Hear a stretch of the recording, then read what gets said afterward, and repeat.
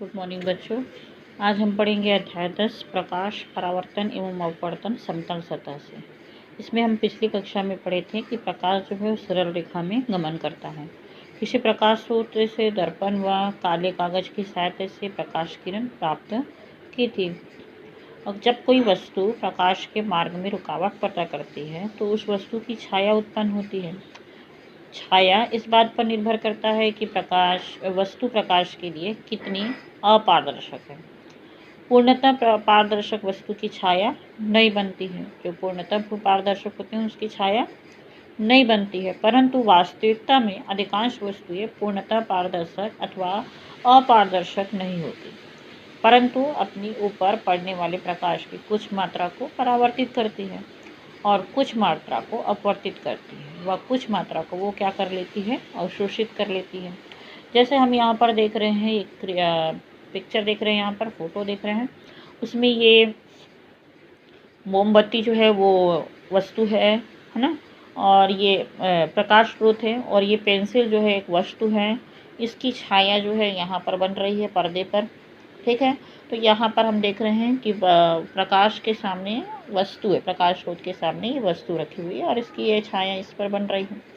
तो हम सबसे पहले देखते हैं यहाँ पर कि पेंसिल के भाग की छाया की लंबाई का हम अवलोकन करते हैं, ठीक है। पेंसिल के ऊपरी भाग में 10 सेंटीमीटर नीचे पर एक अल्पिन को बोम या गोंद से क्या कर देना है, इसको चिपका देना है, ये अल्पिन को, ठीक है। पेंसिल की छाया का अवलोकन करना है। प्रकाश स्रोत से पेंसिल व पर्दे की दूरी को बढ़ाने व घटाने से छाया की लंबाई में जो परिवर्तन आएगा उसको हमको देखना है।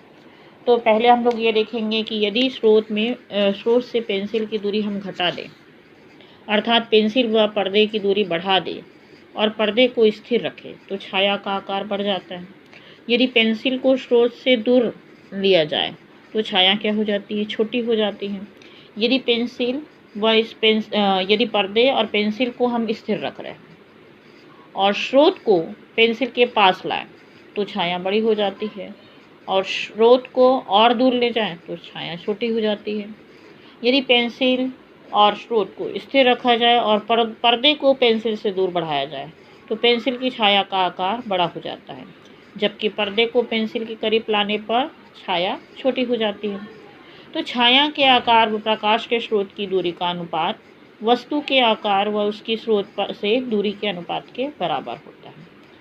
तो हम इसके लिए सूत्र देखेंगे। वस्तु की जो लंबाई है वस्तु व प्रकाश स्रोत की दूरी के अनुपात के बराबर होती है छाया की लंबाई व छाया प्रकाश स्रोत की दूरी। ये दोनों का अनुपात इन दोनों के अनुपात की कैसी होती है, बराबर होती है, ठीक है। इसके लिए हम यहाँ पर सूत्र यहाँ पर दिया हुआ है।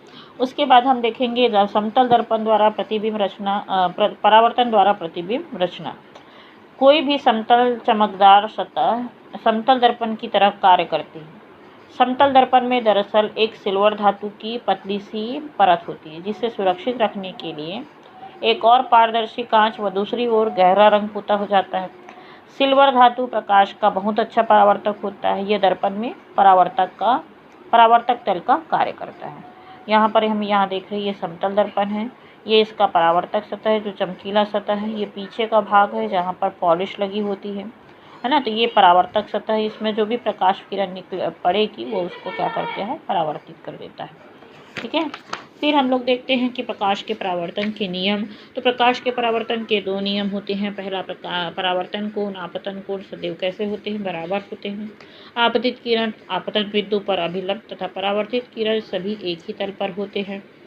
परावर्तन के नियम का यहाँ पर अध्यापन देखेंगे। ये दोनों नियम को, परावर्तन कोण आपतन कोण के बराबर होता है, तो यहाँ पर जो परावर्तन कोण बन रहा है वो आपतन कोण के कैसे होता है, बराबर होता है। मतलब आपतित